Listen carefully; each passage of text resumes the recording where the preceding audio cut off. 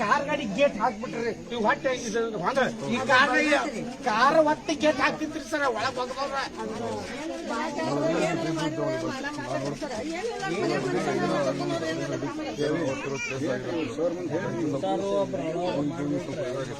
ಅಲ್ಲಿ ಸರ್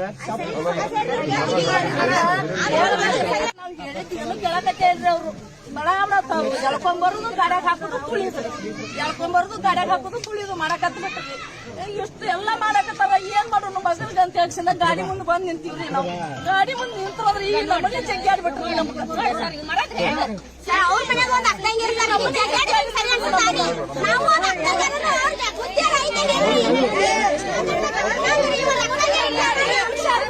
ಒಬ್ಬೊಬ್ರು ಮಾತಾಡಿ ಸಣ್ಣ ಮಕ್ಕಳು